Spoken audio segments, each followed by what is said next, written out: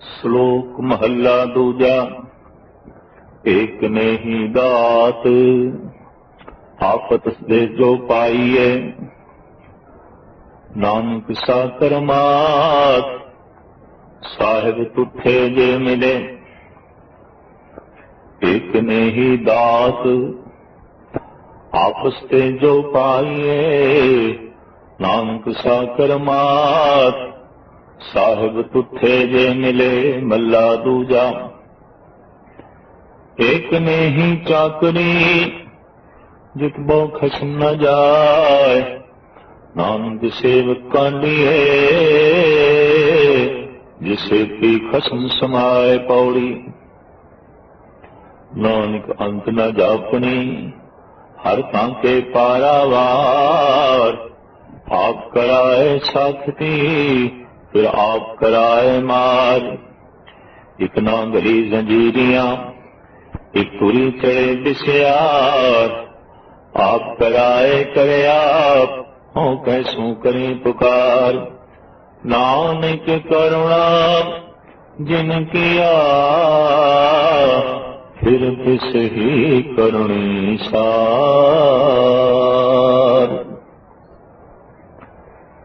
ਇਸੇ ਪੌੜੀ ਦੇ ਨਾਲ ਵੀ ਸੰਬੰਧਿਤ ਦੋ ਸ਼ਲੋਕ ਗੁਰੂ ਅੰਗਦ ਦੇਵ ਜੀ ਮਹਾਰਾਜ ਦੇ ਹਨ। ਆਪ ਇਸ ਵਿੱਚ ਫਰਮਾਨ ਕਰਦੇ ਨੇ ਕਿ ਆਪਣੀ ਚਲਾਕੀ ਨਾਲ, ਆਪਣੀ ਮਿਹਨਤ ਮੰਨ ਕੇ ਜੋ ਵਸਤੂ ਤੇ ਦਾਤ ਮਨੁੱਖ ਪ੍ਰਾਪਤ ਕਰ ਲੈਂਦਾ, ਸਾਹਿਬ ਕਹਿੰਦੇ ਨੇ ਉਸ ਨੂੰ ਅਸੀਂ ਪ੍ਰਭੂ ਦੀ ਦਾਤ ਨਹੀਂ ਕਹਿ ਸਕਦੇ। ਏਕ ਨੇ ਹੀ ਦਾਤ ਆਪਸ ਤੇ ਜੋ ਪਾਈਏ। ਉਹ ਦਾਤ ਵਾਸਤਵਿਕ ਦਾਤ ਨਹੀਂ ਆਉਂਦੀ, ਭਾਵੇਂ ਦਿੱਤਾ ਤਾਂ ਸਭ ਕੁਝ ਪ੍ਰਭੂ ਦਾ, ਪਰ ਦਾਤ ਉਹ ਉਤਨੇ ਚਿਰ ਤੱਕ ਦਾਤ ਨਹੀਂ ਜਿਸ ਦੇ ਵਿੱਚ ਮਨੁੱਖ ਦੀ ਆਪਣੀ ਅਕਲ, ਆਪਣੀ ਸਿਆਣਪ, ਆਪਣਾ ਅਹੰਕਾਰ ਜੁੜਿਆ ਹੋਇਆ ਹੈ ਕਿ ਇਹ ਮੈਂ ਆਪਣੇ ਬਾਹੂ ਬਲ ਨਾਲ ਪ੍ਰਾਪਤ ਕੀਤਾ ਹੈ, ਇਹ ਮੈਂ ਆਪਣੀ ਅਕਲ ਦੀ ਸ਼ਕਤੀ ਨਾਲ ਪ੍ਰਾਪਤ ਕੀਤਾ ਹੈ, ਜਾਂ ਇਹ ਮੈਂ ਸਭ ਕੁਝ ਜੋ ਪ੍ਰਾਪਤ ਕੀਤਾ ਹੈ ਮਿੱਤਰਾਂ ਦੀ ਤਾਕਤ ਨਾਲ, ਪਰਿਵਾਰ ਦੀ ਸ਼ਕਤੀ ਨਾਲ। ਕਿਸੇ ਤਰ੍ਹਾਂ ਦੀ ਸ਼ਕਤੀ ਜਿਹਦੇ ਪਿੱਛੇ ਪਰਮਾਤਮ ਬੋਧ ਨਾ ਹੋਵੇ, ਜੋ ਕੁਝ ਵੀ ਪ੍ਰਾਪਤ ਹੁੰਦਾ ਹੈ, ਮਹਾਰਾਜ ਕਹਿੰਦੇ ਉਸ ਦੇ 'ਚ ਭਾਵਨਾ ਹੀ ਨਹੀਂ ਪੈਦਾ ਹੁੰਦੀ ਕਿ ਪ੍ਰਭੂ ਦੀ ਦਿੱਤੀ ਹੋਈ ਦਾਤ ਹੈ। ਅਗਰ ਇਹ ਭਾਵਨਾ ਪੈਦਾ ਹੋ ਜਾਏ ਕਿ ਨਹੀਂ ਸਭ ਕੁਝ ਤੇਰੀ ਦਾਤ ਹੈ, ਕਦੀ ਬਹੁਤ ਮੁਤਾਲਾ ਕਰੀਏ ਇਹ ਜੀਵਨ ਜੋ ਆਇਆ ਹੈ ਦਾਤ ਹੀ ਹੈ, ਜਿਸ ਦਾ ਨਾ ਅਸੀਂ ਕੋਈ ਮੁੱਲ ਦਿੱਤਾ ਹੈ ਤੇ ਨਾ ਹੀ ਕਿਸੇ ਮਿਹਨਤ ਉਪਰਾਲੇ ਨਾਲ ਸਾਨੂੰ ਪ੍ਰਾਪਤ ਹੋਇਆ ਹੈ। ਇਹ ਤਨ ਸਾਨੂੰ ਦਾਨ ਵਿੱਚ ਮਿਲ ਗਿਆ ਹੈ। ਇਹ ਤਨ ਸਾਨੂੰ ਪ੍ਰਭੂ ਦਾ ਸਭ ਤੋਂ ਵੱਡਾ ਦਿੱਤਾ ਹੋਇਆ ਦਾਨ ਹੈ। ਸੂਰਜ ਸਭ ਤੋਂ ਵੱਡਾ ਦਿੱਤਾ ਹੋਇਆ ਦਾਨ ਹੈ। ਵਗਦੀ ਹੋਈ ਪੌਣ ਸਭ ਤੋਂ ਵੱਡਾ ਦਿੱਤਾ ਹੋਇਆ ਦਾਨ ਹੈ। ਪਰ ਫਰਕ ਸਿਰਫ ਇਤਨਾ ਅੰਦਰ ਭਾਵਨਾ ਇਸ ਢੰਗ ਦੀ ਪੈਦਾ ਹੋਵੇ, ਏਕ ਨੇ ਹੀ ਦਾਤ ਆਪਸ ਤੇ ਜੋ ਪਾਈਏ। ਗੁਰੂ ਅੰਗਦ ਦੇਵ ਜੀ ਮਹਾਰਾਜ ਫਰਮਾਨ ਕਰਦੇ ਨੇ, ਇਸ ਨੂੰ ਮੈਂ ਦਾਤ ਕਿਸ ਤਰ੍ਹਾਂ ਮੰਨ ਲਵਾਂ? ਇਹ ਦਾਤ ਕਿਸ ਤਰ੍ਹਾਂ ਹੈ ਜਿਹਦੇ ਵਿੱਚ ਬੰਦੇ ਦੀ ਆਪਣੀ ਅਪਣਤ ਜੁੜੀ ਹੋਈ ਹੈ ਕਿ ਮੈਂ ਇਹ ਆਪਣੀ ਸਮਰੱਥਾ ਨਾਲ ਪ੍ਰਾਪਤ ਕੀਤਾ ਹੈ, ਮੈਂ ਆਪਣੀ ਸ਼ਕਤੀ ਨਾਲ ਪ੍ਰਾਪਤ ਕੀਤਾ ਹੈ, ਮੈਂ ਆਪਣੀ ਸਿਆਣਪ ਤੇ ਅਕਲ ਨਾਲ ਪ੍ਰਾਪਤ ਕੀਤਾ ਹੈ। ਨਹੀਂ, ਇਹ ਕਿਸ ਤਰ੍ਹਾਂ ਦੀ ਪ੍ਰਭੂ ਦੀ ਦਾਤ ਹੈ? ਦਾਤ ਤੇ ਉਹੀ ਹੈ ਕਿਹੜੀ ਨਾਨਕ ਸਾ ਕਰਾਮਾਤ ਸਾਹਿਬ ਤੁਠੇ ਜੋ ਮਿਲੇ। ਜੋ ਕੁਝ ਉਸ ਦੀ ਬਖਸ਼ਿਸ਼ ਨਾਲ ਪ੍ਰਾਪਤ ਹੋ ਜਾਂਦਾ ਹੈ, ਉਹਦੀ ਰਹਿਮਤ ਨਾਲ ਪ੍ਰਾਪਤ ਹੋ ਜਾਂਦਾ ਹੈ, ਮਹਾਰਾਜ ਕਹਿੰਦੇ ਉਸ ਦਾਤ ਨੂੰ ਇੱਕ ਕਰਾਮਾਤ ਜਾਣੋ। ਕਿਉਂਕਿ ਜਦ ਉਸ ਦੀ ਬਖਸ਼ਿਸ਼ ਨਾਲ ਪ੍ਰਾਪਤ ਹੁੰਦਾ ਹੈ ਤਾਂ ਜਗਤ ਖੋ ਨਹੀਂ ਸਕਦਾ। ਆਪਣੀ ਅਕਲ ਨਾਲ ਜੋ ਪ੍ਰਾਪਤ ਹੁੰਦਾ ਹੈ ਅੱਜ ਹੈ ਤੇ ਕੱਲ ਨਹੀਂ ਹੋਵੇਗਾ। ਦੇਖਣ ਵਿੱਚ ਆਇਆ ਜਿਸ ਜਿਸ ਚੀਜ਼ ਵਿੱਚ ਮਨੁੱਖ ਦਾ ਆਪਣਾ ਬਾਹੂ ਬਲ ਹੈ ਤੇ ਐਸੀ ਮਨੋਤ ਵੀ ਹੈ, ਉਹ ਚੀਜ਼ ਅੱਜ ਹੈ ਤੇ ਕੱਲ ਨਹੀਂ। ਉਹ ਖੁਸ਼ੀ ਅੱਜ ਹੈ ਤੇ ਕੱਲ ਨਹੀਂ। ਉਹ ਇੱਜ਼ਤ ਅੱਜ ਹੈ ਤੇ ਕੱਲ ਨਹੀਂ। ਪਰ ਜੋ ਉਸ ਦੀ ਬਖਸ਼ਿਸ਼ ਨਾਲ ਪ੍ਰਾਪਤ ਹੁੰਦੀ ਹੈ ਉਹ ਸਦੀਵੀ ਹੁੰਦੀ ਹੈ। ਮਹਾਰਾਜ ਕਹਿੰਦੇ ਉਸ ਨੂੰ ਕੋਈ ਖੋ ਨਹੀਂ ਸਕਦਾ, ਔਰ ਉਸੇ ਨੂੰ ਹੀ ਕਰਾਮਾਤ ਸਮਝਣਾ ਚਾਹੀਦਾ ਹੈ ਜਿਸ ਦਾਤ ਨੂੰ ਕੋਈ ਖੋ ਨਹੀਂ ਸਕਦਾ, ਜਿਸ ਦਾਤ ਨੂੰ ਕੋਈ ਲੈ ਨਹੀਂ ਸਕਦਾ। ਨਾਨਕ ਸਾ ਕਰਾਮਾਤ ਸਾਹਿਬ ਤੁਠੇ जो मिले। एक ने ही चाकरी जित बहु खसम ना जाए। दूसरा श्लोक महाराज कहते एक इस तरह का सेवक भाव कि मालिक का डर ही बनया होया। साडे देश विच आम एक कहावत धार्मिक दुनिया विच प्रचलित है, किसी की वडियाई धार्मिक तौर पर करनी है तो कह दिता जाता है ये ईश्वर भीरू है, ये ईश्वर का डर मनने वाला है, परमात्मा का डर मनने वाला है। डर एक शब्द ही ऐसा है जिस तो डर लगेगा वो देव समान देवतियां समान नहीं प्रतीत होगा, उसे भूत प्रेत लगेगा। जिस तो डर लगता है लाजमी है वो डरावना होगा। चिड़िया नूं डराना है, पंछियां नूं डरावना है तो एक भयंकर जिहा चोला पाटिया होया लटका के किसान रख देंदा, उन्होंने डरावना कहना। ज्यों डरना खेत माहे डराया, क्या परमात्मा भी इसी तरीके का? और तू कह रहे हैं कि मैं उसको डरदा, मैं उसको डरदा हां, इसका मतलब वो डरा रहा है, तू डर रहे हैं, या उसका रंग रूप ही ऐसा है कि तेरे उत्ते ऐसा प्रभाव पै गया है कि तू डर रहे हैं। गुरु अंगद देव जी महाराज इस तरह के सुभाव नूं ईश्वरी सुभाव ते ईश्वरी गुण नहीं मनते। एक ने ही चाकरी जित बहु खसम ना जाए। एक इस तरह का सेवक भाव है कि मालिक का डर बनया हुआ है, बड़ा भारी डर। जिथे जिथे गुरु ग्रंथ साहब जी महाराज विच डर शब्द आया भी है, परमात्मा का डर, वो परमात्मा का अदब। अदब करना होर गल है, डरना होर गल है। अदब ते करदा है मनुख गुणा तो प्रभावित होके, ते डरदा है कठोरता तो प्रभावित होके, उसकी जालमाना तरबियत तो प्रभावित होके, उहदे जुल्म तो प्रभावित होकर डरदा है। अगर परमात्मा का डर बनया हुआ है तो परमात्मा की तस्वीर बड़ी डरावनी होगी। परमात्मा का अदब बना है तो परमात्मा की तस्वीर बड़ी प्यारी होगी। भगत अदब करता है, अज्ञानी डरता है। जबकि स्वयं परमात्मा के किसी प्रकार का कोई डर नहीं। गुरु नानक देव जी महाराज उसको कहते हैं निर्भव, कि जो उसका जाप करिए तो प्राप्त की हो जाता है। निर्भव जपे सगल भव मिटे। सारे भय उस मनुख दे मिट जाते हैं जो परमात्मा का जाप करता है तो परमात्मा का सेवक बनता है। मरण का भय, नाश हो जाने का भय, बीमार पै जाने का भय, बेइज्जत हो जाने का भय, कमाए हुए धन के नाश हो जाने का भय, गरज के किसी प्रकार का भी भय उस मनुख के दिल दिमाग विच नहीं रहिंदा जो निर्भव का जाप करता है, निर्भय की बंदगी करता है, निर्भव विच लीन होता है।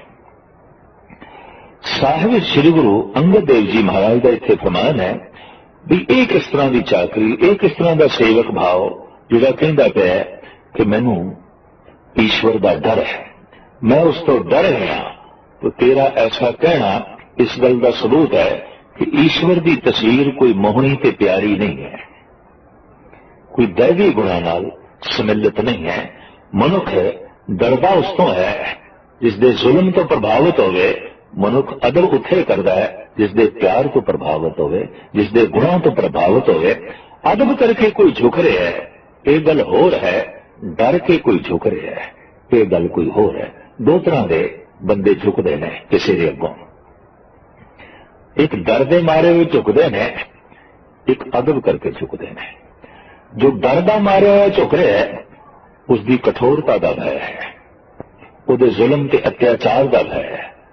झुकते हैं, बड़े बड़े जालमां सजदे आउंदे ने, बड़े बड़े दुष्टां सजदे आउंदे ने, बड़े बड़े गुंडियां सलामां आउंदियां ने। डर भय। लेकिन भगत नूं भी कोई झुक रहा है, एक संत नूं भी कोई झुक रहा है तो डर का मारिया होया नहीं, अदब करके गुणों का प्रभाव पै रहा है। संत को भी डर के कोई झुक रहा है, बस समझ लो संत संत नहीं है, दुष्ट होगा। किसी भगत नूं कोई झुक रहा है पर डरदा मारा झुक रहा है, भगत भगत नहीं होगा। कोई आम संसारिक सत्ता का मालिक होगा ये दैवी गुणों का मालिक नहीं है। जो दैवी गुणों का मालिक है, मनुख उसके अगों झुकता है, अदब करके झुकता है, गुणों का उसके ते प्रभाव पै गया है, पर दुष्ट दे ते जुल्म का प्रभाव पै गया है। और इतना प्रभाव पै गया है कि अपने बचाव लई डर के झुकना उहदे कोल हथियार रह गया है, होर कुछ है ही नहीं। हुण झुक जाए डरदा मारा होया। पर महाराज कहंदे ने परमात्मा की सेवकी नूं असी सेवकी नहीं मनते जो डर नाल कीती जा रही है, क्योंकि परमात्मा की तस्वीर ऐसी नहीं। अक्सर देखा है कि लोगों ने जो नरक का चित्रण किया होया है, कुंभी नरक, भी किसी नूं उबलदे तेल दे विच उबालिया जा रहा है, किसी नूं बिश्का दे सुटिया जा रहा है, किसी के शरीर के टुकड़े टुकड़े किए जा रहे हैं, किसी की जबान कट्टी जा रही है, किसी नूं दुफाड़ किया जा रहा है, और किसी नूं आरे नाल चीरिया जा रहा है। नरक दीयां जिहड़ियां तस्वीरां मिलदियां ने वो यही मिलदियां ने। अगर यही सब कुछ परमात्मा कर रहा है, किसी नूं आरे नाल चीर रहा है, किसी नूं गंदगी दे सुट रहा है, किसी नूं गर्म तेल विच जो है वो तल रहा है, तो किसी नूं उबलदे पानी विच वो उबाल रहा है, तो परमात्मा रहमत का सागर नहीं है, वो तो एक महान कठोर होगा।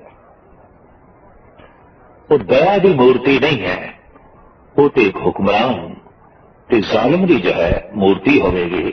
मनुख ने ऐसी कल्पना परमात्मा की की है।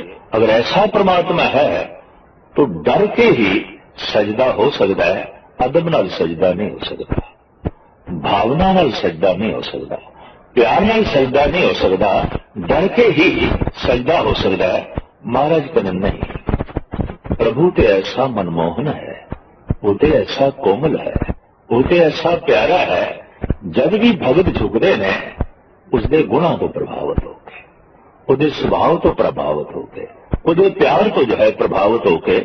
तो दो तरह का झुकना सारे जगत विच मौजूद है, डर करके झुकना, अदब करके झुकना। जो अदब करके झुक रहे है उसके उत्ते गुणों का प्रभाव है, और जो डर करके झुक रहे है उसके अंदर कठोरता का प्रभाव है। कि जिन्हों ने परमात्मा नूं ही कठोर मन लिया है, जालिम मन लिया है, उन्हों के ज्ञान पे हंसना आएगा। प्रभु भीरू ये जो शब्द है, ये जो धार्मिक दुनिया में प्रचलित फिकरा है, दरअसल ये अनगहली विच बनाया गया है, नासमझी विच बनाया गया। साहिब गुरु अंगद देव जी महाराज प्रमाण करते हैं, एक ने ही चाकरी जित भाव खसम ना जाए। एक इस तरह की बंदगी, एक इस तरह का सेवक भाव कि मालिक का डर जाए ही ना, बनया ही रहे, थर थर कंबदा ही रहे। नानक सेवक कांडिए जे सेती खसम समाए। असी तो सेवक ही उसनों मनते हैं, महाराज कहते हैं, असी तो भगत ही उसनों करते हैं। असी तो भगत की धारणा यह बनाई हुई है कि जो भक्ति करदियां करदियां भगवान का रूप हो गया है, कसम का रूप हो गया है। सेती खसम समाए, खसम दे जो समा गया, लीन हो गया, कसम का रूप हो गया, बूंद सागर का रूप हो गई है। हुण कोई अडली गल ही नहीं है, वो तो एक मिक हो गया। उन्होंने असी सेवक कहने हैं, उसनों असी भगत कहने हैं। नाल संबंधित पौड़ी, नानक अंत न जापनी हर ताके पारावार। उरार ते पार पारावार जो है महाराज कहने इसका अंत नहीं जापया जाता। उस परिपूर्ण परमात्मा ने जो कुछ बनाया है, ये बनकर कित्थों शुरू होती है आर नहीं दिखाई देता, और ये बनकर कित्थे खत्म होती है पार नहीं दिखाई देता। इस वास्ते कहने ने परमात्मा के उर्वार पार का कोई पता नहीं। जिस दिन पता चल जाए इत्थों शुरू होता है इत्थे खत्म होता है, वो साड़ी समझ दे आ गया। कि जो समझ दे आ जाता है वो पकड़ दे आ जाता है। जो पकड़ दे आ गया है उसकी पूजा की लोड़ नहीं, उसकी प्रतिष्ठा की लोड़ नहीं, वो पकड़ दे आ गया, वो समझ दे आ गया। तो सतगुरां की बाणी कहती है, तू कितना भी समझने की कोशिश कर, कुछ ऐसा बच जाएगा जो तेरी समझ तो अजे भी परे है। तू कितना भी कथन कर, फिर भी कुछ बोल ऐसे रह जाएंगे जो तेरी जुबान तो परे रह गए। तू कितना भी ਵੇਖਣ ਦੀ ਕੋਸ਼ਿਸ਼ ਕਰ, ਲੇਕਿਨ ਫਿਰ ਵੀ ਆਰ ਦਾ ਤੇ ਪਾਰ ਦਾ ਤੂੰ ਦਰਸ਼ਨ ਨਹੀਂ ਕਰ ਸਕੇਗਾ। ਇਹ ਗੱਲ ਵੱਖਰੀ ਕਿ ਤੂੰ ਦਰਸ਼ਨ ਤੇ ਕਰੇਗਾ, ਪਰ ਆਰ ਤੇ ਪਾਰ ਦਾ ਨਹੀਂ। ਕਿੱਥੋਂ ਸ਼ੁਰੂ ਹੁੰਦਾ ਹੈ, ਕਿੱਥੇ ਖਤਮ ਹੁੰਦਾ ਹੈ, ਕੋਈ ਨਾ ਜਾਣੇ। ਤੇਰਾ ਕੇਤਾ ਕੇਵੜ ਚੀਰਾ, ਕੋਈ ਨਹੀਂ ਜਾਣਦਾ ਤੇਰਾ ਚੋਲਾ ਕਿੰਨਾ ਵੱਡਾ ਹੈ। ਬਾਕੀ ਹਰ ਚੀਜ਼ ਦਾ ਸੀ ਜਗਤ ਵਿੱਚ ਦੇਖਦੇ ਹਾਂ, ਔਰ ਆਰ ਪਾਰ ਦੇਖ ਲੈਂਦੇ ਹਾਂ। ਸਾਗਰ ਹੈ, दरिया ने, पहाड़ ने, झीला ने, जमीन है, सूरज चंद तारे ने, ग्रह ने, नक्षत्र ने, मनुख है। लेकिन वो जो ब्रह्म जिस विच ये सब कुछ है, वो कित्थों आरंभ होंदा है, कित्थे खत्म होंदा है। पर जब उसका कोई पता नहीं तो वो जिथे जिथे तक है उत्थे उत्थे तक उसकी बनतर भी है, उसकी बनावट भी है। जिथे जिथे तक निरंकार है उत्थे उत्थे तक संसार भी है। तो निरंकार का अंत नहीं, संसार का भी अंत नहीं। बहुत अथाह दुनिया उस परिपूर्ण परमात्मा ने बनाई है। तो महाराज कहते ने, नानक अंत न जापने हर तांके पारावार, आप कराए साखती फिर आप कराए मार। साखती पर्शियन का लफ्ज है। साखती तो मुराद है बनाना, साखती बनाना। आप ही वो बनांदा है जगत नूं, फिर आप कराए मार, फिर आप ही मिटा देंदा है। उत्पत्ति करने वाला ओ आप, प्रलय करने वाला ओ आप। ऐसी उसकी एक लीला, ऐसा उसका एक खेल जो अनंत काल तो खेलिया जा रहा है, जो बन रहा है मिट रहा है, बन रहा है मिट रहा है। पर बनना उसके हथों हो रहा है, मिटना भी उसके हथों हो रहा है। ना कोई होर बनाने वाला, ना कोई होर मिटाने वाला। इस वास्ते साहब कहते ने, आप कराए साखती फिर आप कराए मार। एक ना गली जंजीरियां एक तुरी चढ़े बिस्यार। महाराज कहते मैं देख के हैरान हाँ कि एक ना दे के गल विच जंजीरां ने, जैसे घोड़े दे मुंह विच लगाम है, गल विच जंजीर है। एक तुरी चढ़े बिस्यार, एक बहुते ओ ने जो ऊपर असवार ने घोड़ियां दे, और इतने घोड़े ने जिन्हां दे मुंह विच लगाम है, गले विच रस्सी है। महाराज कहते कमाल की गल, एक दे गले विच रस्सी है और एक ऊपर बैठा है। या इसनों इंज भी लईए, एक दे गल विच अनंत दुखां दीयां फाइयां ने, ते एक मौज मेला पे करदे ने। सुखां दे घोड़े ते असवार ने, दौकड़ियां पे लांदे ने, इधर पे दौड़दे ने, उधर पे दौड़दे ने।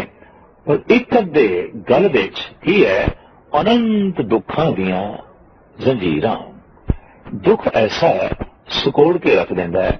दुख दे विच मनुख दा विकास भी रुक जाता है। देखण विच आया जब कोई गहरी सट लग जाए, हिरदे नूं कोई बहुत गहरी पीड़ा हो जाए, तो मनुख चाहता है मैं तनहा बैठा, हुण मेरे कोल कोई होर नहीं चाहिए, दूजा तीजा नहीं चाहिए। फुल जद मुरझांदा है तो अपने आप विच सिमटदा है, पर जद वो खिड़दा है तो फैलदा है। जद मनुख दुखत आउंदा है तो सिमटदा है। उसकी कोशिश होंदी है मां बाप भी हुण दूर होण, भरा भी दूर हो गए, और पत्नी भी एक पासे हो गए, पति भी एक पासे हो गए। दुख इतना समेट देंदा है, दुख इतना सुकोड़ देंदा है। मनुख चाहता है किसी तनहा कमरे च उत्थे रोशनी भी ना हो, कल्ला बैठो। उस वक्त मनुख नूं अपने आप नाल गल करन नूं जी करदा है, दूजा तीजा चौथा पंजवां नहीं चाहिए। जिहड़ा मनुख तन्हाई नूं ढूंढ रहा है, खोज रहा है, समझ लेना सुकड़ गया है, अंदरों सिमट गया है, पीड़ित हो गया है, ये मुरझा गया है।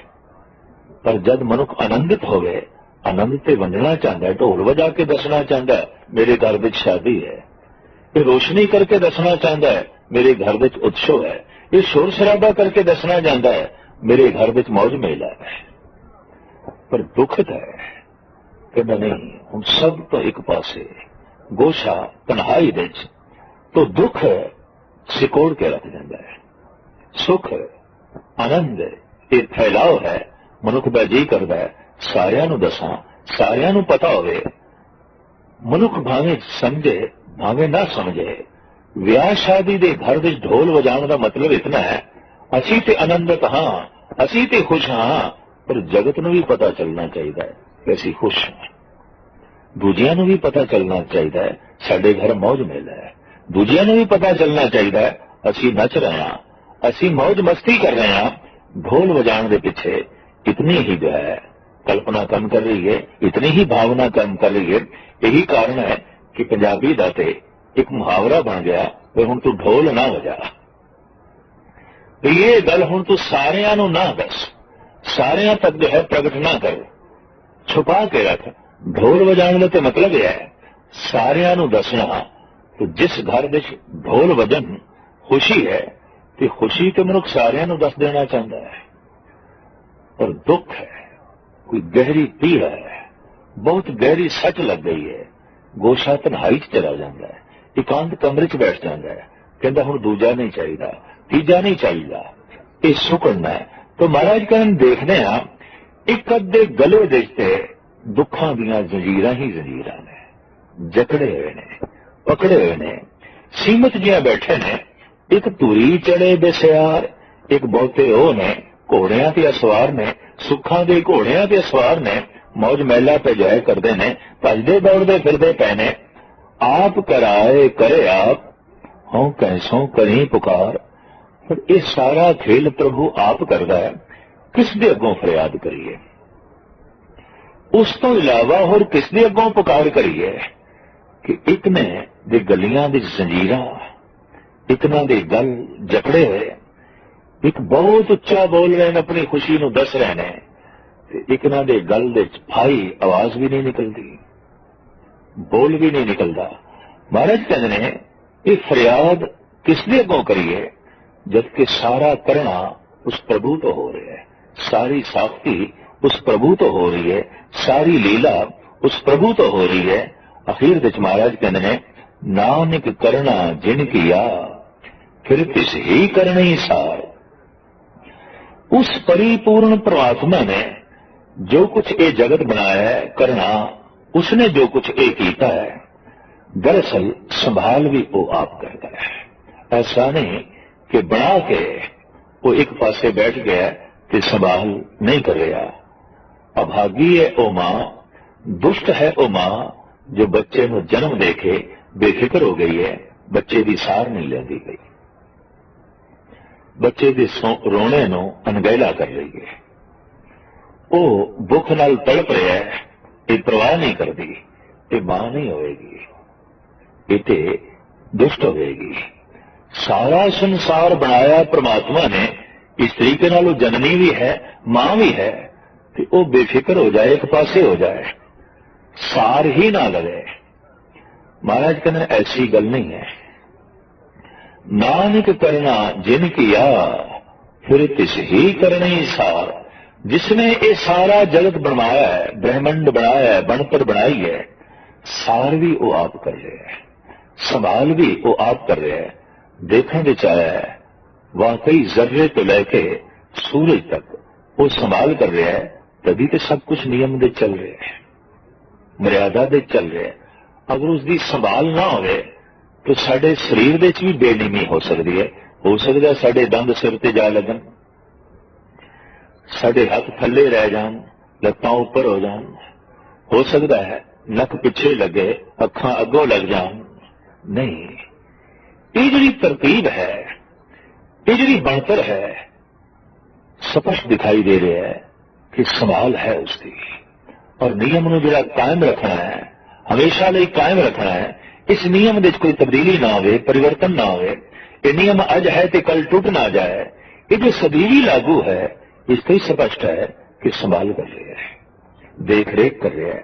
तो साहिब गुरु अंगद देव जी महाराज कहते ने, हे बंदे निश्चिंत रहे तू, चिंता परमात्मा नो है। महाराज आप भी कहते ना कर चिंत, चिंता है कर है, तू ते चिंतन कर, चिंता ते परमात्मा कर पाते। सो करता चिंता करे जिन उपाया जग। महाराज कहते हैं जिसने ये जगत बनाया है वो तो चिंता कर रहे है, वो तो संभाल कर रहे है, वो तो देख रेख जो है कर रहे है। इस वास्ते तो भूल के भी चिंता ना कर। चिंता नू तू एक पासे रख, क्यों कि जर्रे जर्रे भी वो संभाल कर रहे है। एक जर्रा भी उसकी निगाह दे विच है, एक पहाड़ भी उसकी निगाह दे विच है, एक पशु पक्षी भी उसकी निगाह दे विच है, एक एक मनुख उसकी निगाह दे विच है। चित्ते अंदर सबको वेख नदरी हेठ चलाएगा, सब कुछ उसकी निगाह दे हेठ है। तो महाराज कहते नानक करना जिन किया फिर तिस ही करने सार। जिस करते पुरुष ने ये सारी सिरजना बनाई है, आप ही उसकी जर्रे जर्रे भी संभाल कर रहे हैं, सुचेत होके संभाल कर रहे हैं। जब वो संभाल कर रहे हैं तो एक अद्धे गले दे जंजीरां क्यों ने? जब वो संभाल कर रहे हैं तो एक अद मौज मेले दे घोड़ियां ते असवार किस तरह ने, मस्तियां जो है किस तरह पे करते हैं। तो साहिब इसदे जो इशारतन सानू जो है समझा रहे हैं, जिसके गले दी जंजीरियां ने उसते करोपी नहीं, कि जो मौज मेलियां दे घोड़े के असवार है उसते कोई विशेष कृपा नहीं है। जैसे उगया हुआ सूरज है कि मैं अखां बंद कर लवा, सूरज की मेरे ते करोपी नहीं, मैं अखां बंद कर लेना है। कि जे मैं अखां खोल लिया ने कि मैनू सारे का सारा चानना दिखाई देने लग पाया, मेरे ऊपर सारे का सारा चानना बरस पाया। तो इस सूरज की कोई विशेष कृपा नहीं, वो तो सारी थां ते रोशनी दे रहा है। सतगुर सदा दयाल है भाई, विण भागा क्या पाइए। वो तो सदा दया कर रहा है, हर वक्त दया कर रहा है, तो हर थां ते दया कर रहा है। पर किसी किसी थां ऐसा होता है कि हिरदे का भांडा ही मूंदा पे आता है। बरखा तो हो रही है पर भांडा उल्टा पे है, तो बूंदा तो पै रही हैं भांडे च, पर बूंद टिक नहीं रही।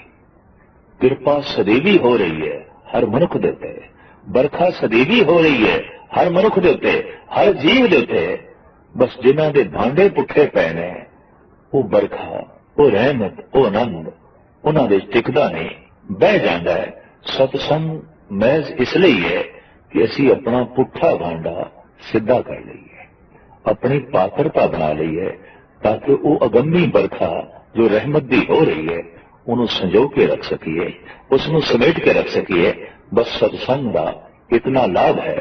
और जो सत्संगी नहीं समझ लेना चाहिए भांडे तो उल्टे पे नहीं, ये रहमत को समेट के नहीं रख सकेगा। इस वास्ते अज असी देखते हैं व्यापक दुख क्यों है, क्योंकि भांडे उल्टे पे ने। ते भांडे उल्टे क्यों ने? सत्संग नहीं है, रोज की साधना नहीं है, रोज का सत्संग नहीं है। जैसे जैसे कोई रोज सत्संग करता है, उस सत की विचार को सुनता है, कीर्तन दे राही, कथा दे राही, कि जब वो देखता है मैनू रस नहीं आया, तो विचार तो ये पता चलता है तेरा हिरदा उल्टा है, भांडा उल्टा पे है, भाव तेरे च भरोसा नहीं, तेरे च श्रद्धा नहीं, तेरे च यकीन नहीं। तो सत्संग सुनदियां सुनदियां यकीन बन जाता है, सत्संग सुनदियां सुनदियां श्रद्धा पैदा हो जाती है। जैसे श्रद्धा पैदा हो गई, जैसे यकीन पैदा हो गया, भांडा सीधा हो गया। तो जैसे भांडा सीधा हो गया, अमृत नाल भर गया। तो जो अमृत नाल भर गया वो तो मौज मेलियां दे घोड़े ते असवार ने। ते जिहड़ा भांडा मूंदा पिया एक ना गली जंजीरियां, बस उन्हां दे गल विच जंजीर है। संभाल सब दी करदा पिया, पुठे भांडे ते भी बरसदा पिया, सीधे ते भी वो बरसदा पिया। ईश्वर ते दोष नहीं आंदा, उस ते इल्जाम नहीं आंदा, हर वक्त बरस रहा है, हर थां ते बरस रहा है। ऐ बंदे तू बस सिर्फ अपना भांडा ही जो है सीधा कर, हुणे तू अमृत नाल भर जाएगा, सुखा नाल भर जाएगा। फिर मौज मस्तियां दे घोड़ियां ते असवार होके आनंद लवेगा और आनंद वंडेगा। श्लोक महला पहला।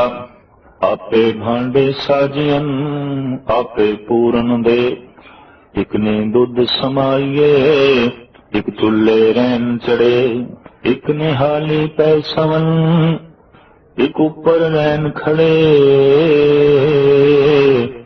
कि ना सवारे नानका जिनको नदर करे मल्ला दूजा। आपे साजे करे आप, जाय भी रखे आप। किस विच जंतु पाए के, देखे थाप थाप। किसनू कहिए नानका, सब किछ आपे आप पौड़ी। वडे किया वडियाइयां, किछ कहना कहन न जाए। सो करता का दर करीम, दे जी आरिज समाय। साई कार कमावणी, दुर छोड़ी तिन्ने पाए। नानक एके बाहरे, और दूजी नाही जाए। सो करे जे तिसे रजाए, सो करे जे तिसे रजाए। सुध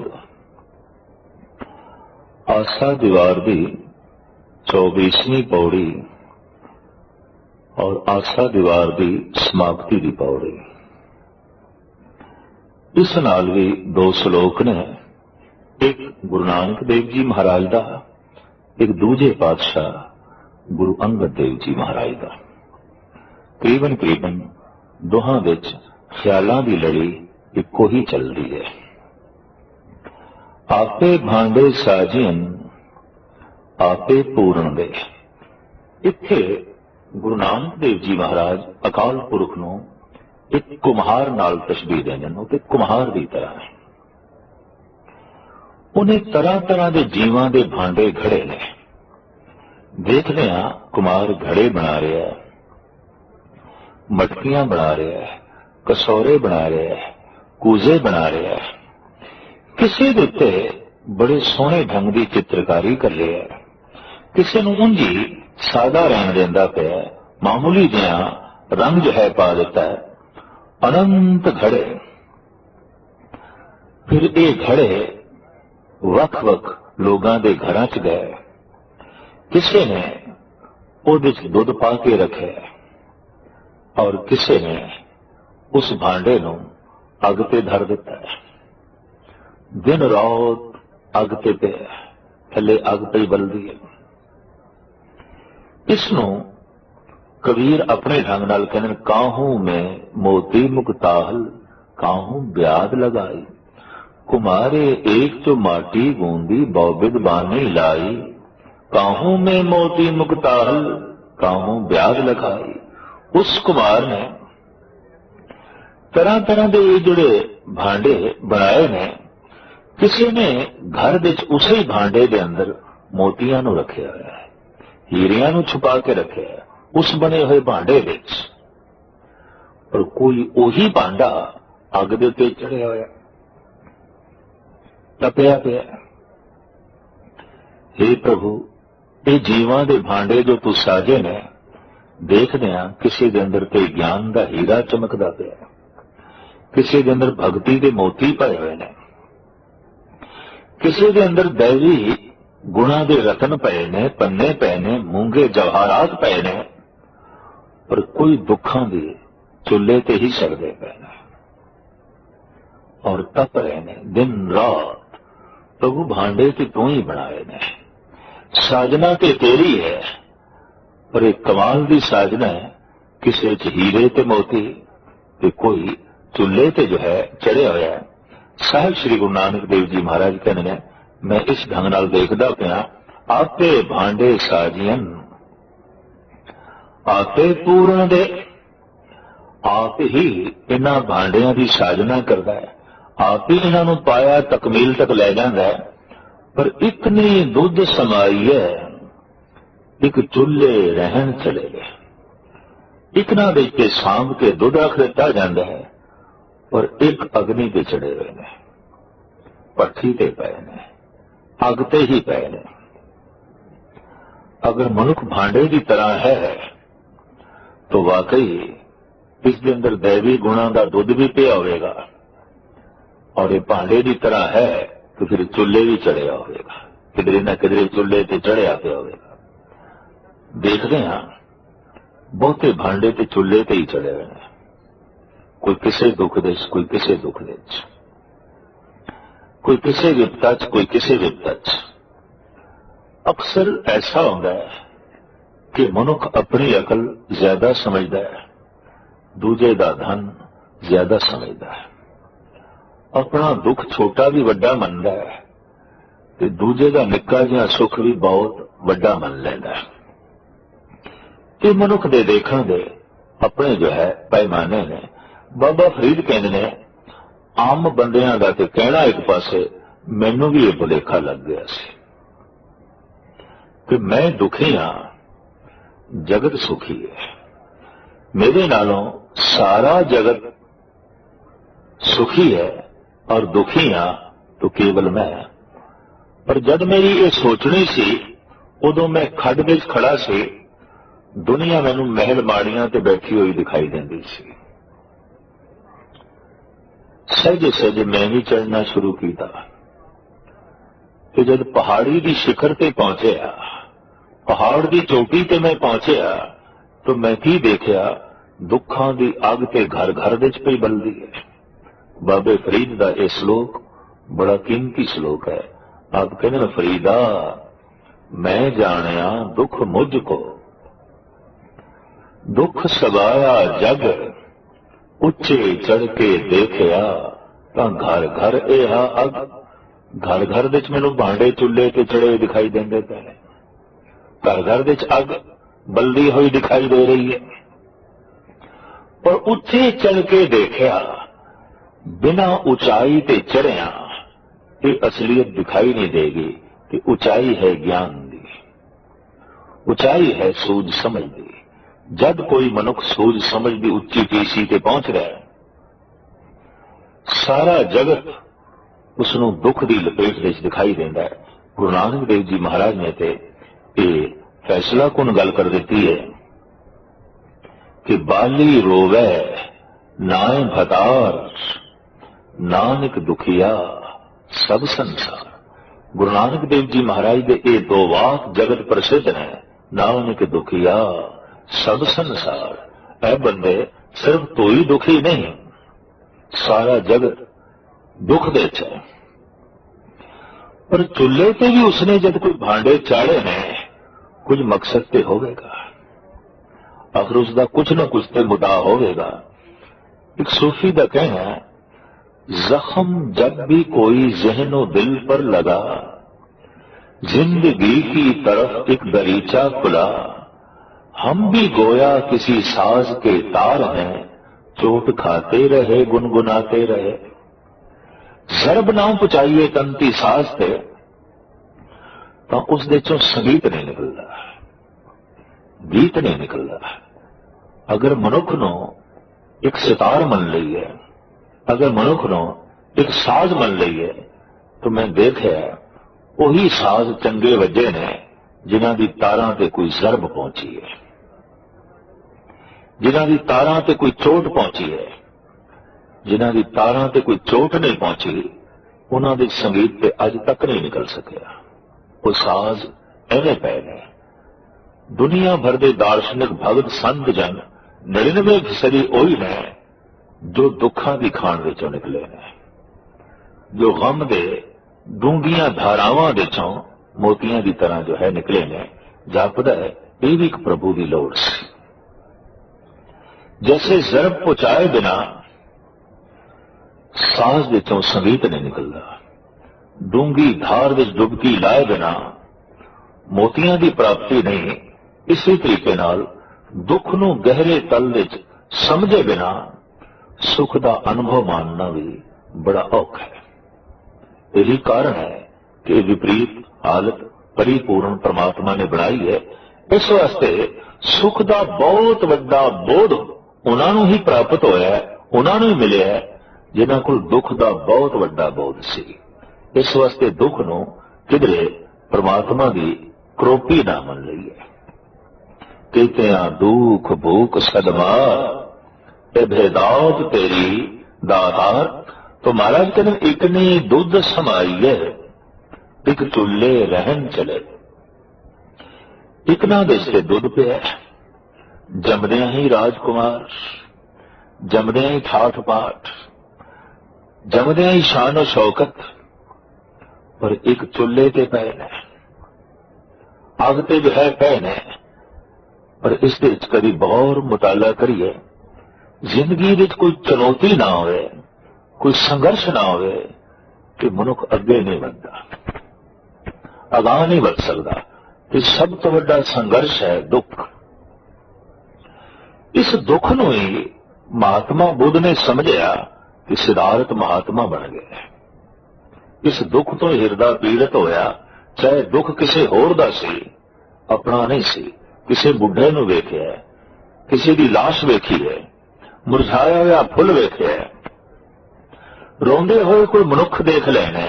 दुख ते दूजियां दा सी, लेकिन अपने हिरदे च थां दिखे, अपना हिरदा रो उठिया, तड़प उठिया। सिद्धार्थ जद रोया, उहदे रोण दे हंझुआं विच सिद्धार्थ बह गया, महात्मा बुद्ध प्रगट हो गया। दुख ने ही सिद्धार्थ नूं महात्मा बुद्ध बना दिता। तो सिद्धार्थ जैसे कि कई राजकुमार ने, कौन पूछता है, इतिहास दे भी नामो निशान मिट गए ने, पर जब तक सूरज चंद तारे रहणगे, महात्मा बुद्ध नूं मिटाना बहुत औखा है। हंझुआं दे नाल सिद्धार्थ मिट गया, महात्मा बुद्ध पैदा हो गया। भावें ये भांडा चुल्हे ते चढ़िया, पर चुल्हे ते चढ़ के अमर हो गया, पक गया, पुख्ता हो गया। अग्नि ने उसनों पक्का कर दिता, और मजबूत कर दिता। जिस भांडे साग सब्जी बनाई जाती है, पुराना जमाना मिट्टी के भांडे, और जो जितना ज्यादा अग ते चढ़िया हुआ भांडा होंदा सी, वो उतना ही ज्यादा मजबूत हो जाता सी, वो उतना ही ज्यादा जो है पक जाता सी, और बिल्कुल धातु की तरह मजबूत हो जाता सी। तो उन्हां मनुखां दे अंदर बहुत वड्डी पकियाई देखण नूं मिलदी है, जिन्हां ने बहुत गहरे दुख महसूस किए होण। लाजमी नहीं है कि दुख उन्हां दी झोली च होण, ऐसा भी हो सकता है दुख किसी का है, महसूस आप कीता है, पीड़ा किसी की है, पर महसूस आप कीती है। कि जब महसूस आप की तो आप ते चुल्हे ते बैठ गया, आप ते जो है तड़पे है। तो महाराज कहने एक ने दुध समाई है, एक चुल्हे रहन चढ़े, एक निहाली पै सवन, एक ऊपर रहन खड़े। कमाल की गल है महाराज, मैं देखना एक ते सोहने बिस्तर ते सुते पे हैं, एक उन्हां दी रखवाली करने लई चौकीदार बाहर खड़े ने। सारी रात जाग के कोई सारी रात किसी नूं सुला रहा है, कोई सारी रात आराम दी कि सुरक्षित नींद सौ सके, कोई सारी रात बेराम होके जागे है, कोई सारी रात बेआरामी नाल पहरा देंदा रहा है। इस वास्ते कि सारी रात कोई आराम नाल सौ सके। महाराज कहने मैं हैरान हाँ, कईयां दा आराम कईयां दी बेआरामी ते खड़ा है। इस वास्ते जो आराम दे च है, वो किधरे बहुत अपने आप को वड्डा ना समझ लवे, उहदी सुरक्षा कि उसका बहुत वड्डा आराम किसी की बेआरामी ते खड़े है। एक मोरी दी इट है, थल्ले दी इट है, एक ऊपर दी इट है, छत दी दीवार दी ऊपर दी इट सब तो उच्ची दी इट। अगर ऐसा मान करे, ऐ इट तू सब तो थल्ले, मैं सब तो ऊपर, इस वास्ते मैं वड्डी हाँ, तू छोटी है, तू तो बिल्कुल थल्ले पई है जमीन पे, मैनू देख मैं आसमान तक पहुंच गई हूं, मैं बुलंदियां नू छू लिया, उचाइयां नू छू लिया। पर हकीकत यह है कि कोई इट थल्ले ना होवे तो कोई इट ऊपर भी नहीं जा सकती। कईयां दा बहुत उच्चा उठना महज इस वास्ते है कि कुछ थल्ले ने। कोई इट्टा थल्ले रहन नू अगर राजी ने तो कतई कोई इट्टा ऊपर रह नहीं सकते। ये प्रभु की एक लीला कि इट्टा कुछ थल्ले भी चाहिए ने, ताई इट्टा कुछ ऊपर रह सकती। कुछ एक दो मनुख बेआराम इंदे भी चाहिए ने, ताई एक दो आराम कर सकणगे। इस तरह की लीला, इस तरह का खेल। महाराज कहते मैं खेल देख के हैरान हाँ कि एक आराम नाल सौ रहे ने, ਤੇ ਇੱਕ ਸਾਰੀ ਰਾਤ ਬੇਆਰਾਮੀ ਨਾਲ ਖੜੇ ਹੋ ਕੇ ਉਹਨਾਂ ਦੇ ਪੈਰਾ ਪੈ ਜਾਂਦੇ ਨੇ। ਇੱਕ ਨਿਹਾਲੀ ਪੈ ਸਵਨ, ਇੱਕ ਉੱਪਰ ਰਹਿਣ ਖੜੇ, ਤਿਨਾ ਸਵਾਰੇ ਨਾਨਕਾ ਜਿਨ ਕੋ ਨਦਰ ਕਰੇ। ਜਿਨ੍ਹਾਂ ਤੇ ਆਪਣੀ ਬਖਸ਼ਿਸ਼ ਕਰਦਾ ਹੈ ਉਹਨਾਂ ਨੂੰ ਅਧਿਆਤਮਕ ਗੁਣਾਂ ਨਾਲ ਸ਼ਿੰਗਾਰ ਦਿੰਦਾ ਹੈ, ਸਵਾਰ ਦਿੰਦਾ ਹੈ। ਸਭ ਤੋਂ ਵੱਡਾ ਸ਼ਿੰਗਾਰ ਹੈ ਅਧਿਆਤਮਕ ਗੁਣ। ਅਧਿਆਤਮਕ ਜ਼ੇਵਰ, ਰੱਬੀ ਗੁਣਾਂ ਦੇ ਜ਼ੇਵਰ ਜਿਸ ਨੇ ਪਹਿਨ ਲਏ ਨੇ, ਉਸ ਤੋਂ ਵੱਡੀ ਸੁੰਦਰਤਾ ਜਗਤ ਵਿੱਚ ਕੋਈ ਹੋਰ ਹੈ ਨਹੀਂ। ਉਹ ਸਭ ਤੋਂ ਵੱਡਾ ਸਵਰਿਆ ਹੋਇਆ ਮਨੁੱਖ ਹੈ। ਦੂਜਾ ਸ਼ਲੋਕ ਦੂਜੇ ਪਾਤਸ਼ਾਹ ਗੁਰੂ ਅੰਗਦ ਦੇਵ ਜੀ ਮਹਾਰਾਜ ਦਾ, ਆਪੇ ਸਾਜੇ ਕਰੇ ਆਪ, ਜਾਈ ਵੀ ਰੱਖੇ ਆਪ। ਸਾਜਨਾ ਉਹ ਆਪ ਕਰਦਾ ਹੈ, ਰਕਸ਼ਾ ਉਹ ਆਪ ਕਰਦਾ ਹੈ, ਜਾਈ ਵੀ ਰੱਖੇ ਆਪ। ਆਪਣੀ ਜਾਈ ਹੋਈ, ਆਪਣੀ ਬਣਾਈ ਹੋਈ ਇਹਦੀ ਹਿਫਾਜ਼ਤ ਵੀ ਉਹ ਆਪ ਕਰਦਾ ਹੈ। पहाड़ ने, वृक्ष ने, सागर है, ग्रह नक्षत्र ने, ये उसने ही थम के रखे हुए हैं। कि जी इतना वड्डा पसारा उसने थम के रखे है, तो ऐ बंदे तैनों भी उसने ही थम के रखे हैं। जरा सोच। ये तो कई दफा कोड कर ली ऐसा सोच लेंदी है कि मैं शैतीर दे थल्ले ना हुआ तो शैतीर गिर जाएगा। कई दफा मैं ऐसा धारणा विच मनुखा नूं देखदा जो सोचते हैं कि शायद असी ना होइए संसार किवें चलेगा, असी ना होइए परिवार किवें चलेगा, असी ना होइए ये संस्था किवें चलेगी। पर देखण दी चाहुंदा जब वो नहीं रह जाता तो संसार तो चलता ही रहता है, परिवार तो चलता ही रहता है, संस्थावां तो चलदियां ही रहंदियां ने। इहनूं ही महाराज कहंदे ने, कीर्ति गई देख वाजे बजाए, वही एक रैसी जो साचा खुदा है, आपे साजे करे आप, जाय भी रखे आप। किस विच जंत उपाय के देखे थाप उताप। ये जिहड़ी सृष्टि उसकी जाई हुई है, इस विच तरह तरह के जीवां जनता नूं पैदा करके, मार के, उठाप के और थापना करके वो परिपूर्ण परमात्मा वेखदा है इस कौतक नूं। किसनूं कहिए नानका सब कुछ आपे आप। वो इस तरह की फरियाद किसके अगों करिए कि हे प्रभु, एक चूल्हे ते क्यों चढ़े ने, एक ना विच दुध क्यों है, एक आराम विच क्यों ने, एक बेआरामी विच क्यों ने। महाराज कहते हैं जब सारी साधना उसकी, सारी बनतर उसकी, तो किसनों कहिए नानका सब कुछ आपे आप। जब आप ही वो आप है जो चूल्हे पे चढ़े है, ਉਹਦੇ ਵਿੱਚ भी वो आप है, और ਜਿਹਦੇ ਵਿੱਚ ਦੁੱਧ ਪਿਆ है ਉਹਦੇ ਵਿੱਚ भी आप है। जो बेराम होके खड़ा है ਉਹਦੇ ਵਿੱਚ भी वो आप बैठा है, जो आराम नाल सुता हुआ है उसਦੇ ਵਿੱਚ भी वो आप बैठा है। कि जिस दिन ऐसा प्रतीत हो जाए, महसूस हो जाए, कम से कम उस मनुख दे गिले ਜਿਹੜੇ मुक जाते ने, किसनों कहिए नानका सब कुछ आपे आप पौड़ी। वडे किया वडियाइयां किस कहना कहन न जाए। प्रभु बहुत वड्डा है, बहुत वड्डा है। किस करके वड्डा है? वडियाइयां करके वड्डा है, गुणा करके वड्डा है। पर उसदियां वडियाइयां कहण दे च नहीं आउंदियां। पूर्ण तौर पे उसनूं बयान करना बड़ा कठिन है, बहुत औखा है।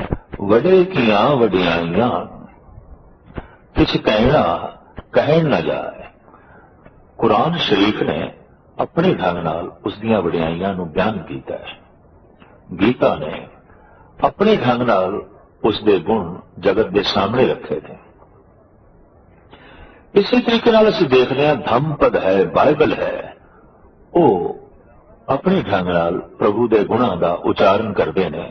गुरु ग्रंथ साहिब जी महाराज की महान ये बाणी जिस विच बैठे आनंद भगत ये वख वख ढंग नाल प्रभु के गीत गा रहे हैं, ਉਹਦੇ गुणों का उचारण कर रहे हैं।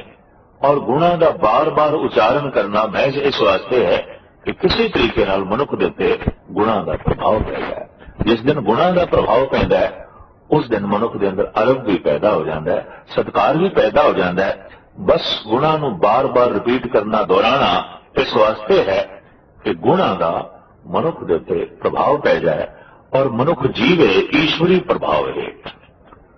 सुन वड्डा आखे सब कोए, केवट वड्डा डीठा होए। बहुत वड्डा है, बहुत वड्डा है। लोग सुन के ऐसा कह रहे हैं, पर कितना क वड्डा है अगर देखिया होवे ते आखण। अज तक उसकी पूरी भी पूरी वडियाई देखण विच नहीं आई।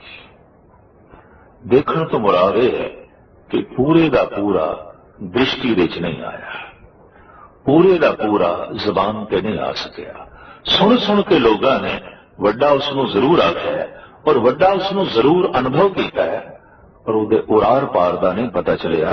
तो महाराज कहते वडे किया वडियाइयां, किछ कहना कहन न जाए, सो करता कादर करीम दे जिया रिजक समाए। वो जगत दा करता है, कुदरत दे च रमे आया है, करीम बख्शिंद है, दे जिया रिजक समाए कि सारे जीवां नूं रोजी देण वाला है। गुरु गोबिंद सिंह जी महाराज कहते ने राज़िक दहिंद है कि रोजी दहिंद है। निरा तू जीवन ही नहीं दिता, निरा तू परिवार ही नहीं दिता, निरे तू मित्र ते धन संपदा ही नहीं दिती। हे प्रभु सच ये है कि रोजी दहिंद भी तू ही है, राज़िक दहिंद भी तू ही है। तो महाराज कहते वख वख जीवां नूं रोजी भी तू आप ही दे रहे हैं। ईरान के प्रसिद्ध सूफी फकीर जनाब शेख सादी साहब कहते हैं गमे रोजी मखुर मजन और के दफ्तर रा के पेशे अस्तिफल एजद कल कुनद पछताने मादर रा। और कोई गम करना है तो कर ले, पर रोजी का गम ना करे, रिजक का गम ना करे। क्यों? गमे रोजी मखुर मजन और के दफ्तर रा के पेशे अस्तिफल इज्जत कल्पुनद पछताने मादर रा। बच्चे का जन्म बाद विच है, तिफल का जन्म बाद विच है, मां के अस्त्रां विच दुध पहले है। तो इत्थों क्यों नहीं प्रेरणा लेंदा कि रिजक पहले है, जनक बाद विच है। आया तू जगत विच बाद विच है, पर तेरी रोजी पहले आ गई है।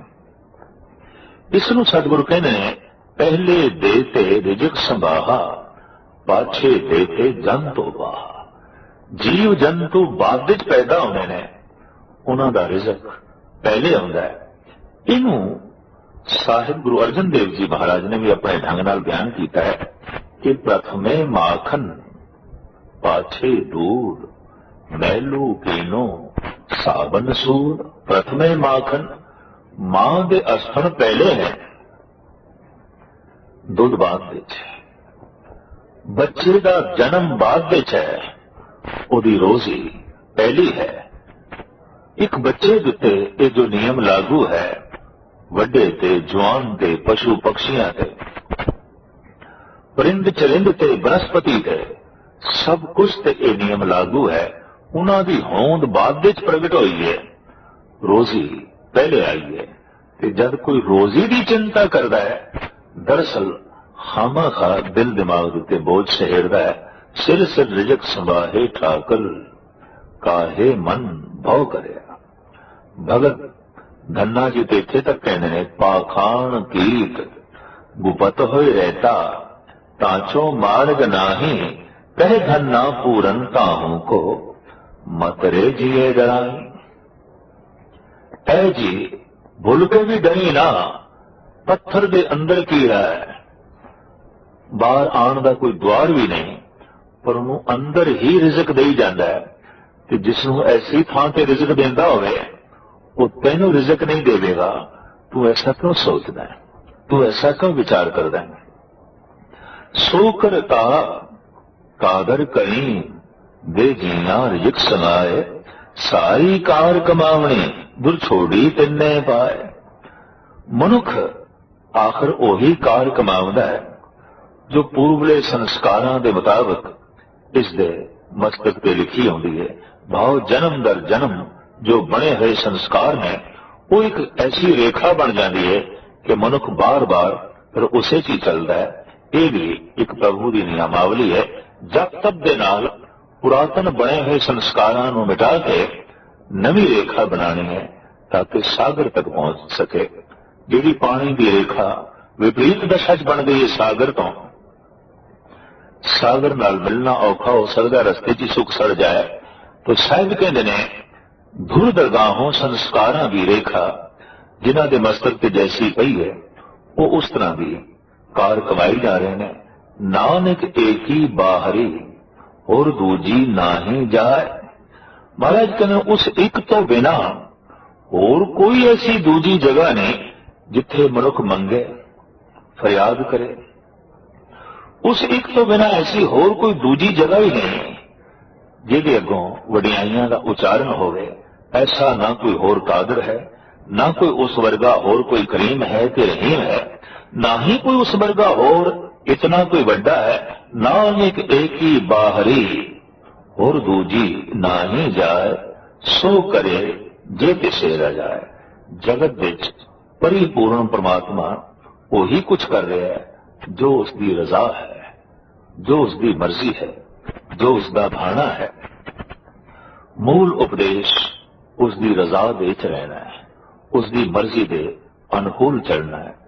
ਇਹ ਆਸਾ ਦੀਵਾਰ ਪ੍ਰਾਚੀਨ ਸਮੇਂ ਤੋਂ ਗੁਰੂ ਘਰ ਵਿੱਚ ਅੰਮ੍ਰਿਤ ਵੇਲੇ ਗਾਇਨ ਕੀਤੀ ਜਾਂਦੀ ਹੈ। ਇਹਦੇ ਨਾਲ ਇਹ ਸ਼ਬਦ ਜੁੜ ਗਏ ਨੇ ਕਿ ਆਸਾ ਪੂਰਨ ਕਰਨ ਵਾਲੀ ਬਾਣੀ ਹੈ।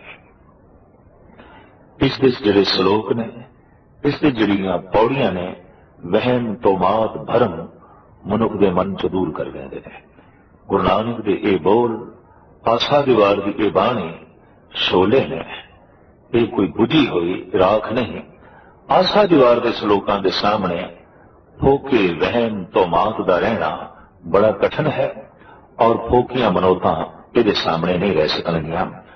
ਆਦ ਕਾਲ ਤੋਂ ਮਹਾਂਪੁਰਸ਼ ਐਸਾ ਸਮਝਦੇ ਰਹੇ ਨੇ ਕਿ ਅੰਮ੍ਰਿਤ ਵੇਲੇ ਜੋ ਆਸਾ ਦੀਵਾਰ ਗਾਇਨ ਕਰਦੇ ਨੇ ਔਰ ਅੰਮ੍ਰਿਤ ਵੇਲੇ ਜੋ ਆਸਾ ਦੀਵਾਰ ਨੂੰ ਭਾਵਨਾ ਨਾਲ ਸੁਣਦੇ ਨੇ, ਉਹਨਾਂ ਦੀਆਂ ਸਾਰੀਆਂ ਹੀ ਆਸਾਵਾਂ ਪੂਰੀਆਂ ਹੋ ਜਾਂਦੀਆਂ। ਉਹਨਾਂ ਦੇ ਮਨ ਵਿੱਚ ਫਿਰ ਕੋਈ ਵੀ ਪ੍ਰਬਲ ਇੱਛਾ ਜੋ ਤਣਾਅ ਬਣ ਕੇ, ਬੋਝ ਬਣ ਕੇ ਰਵੇ ਨਹੀਂ ਰਹਿੰਦੀ।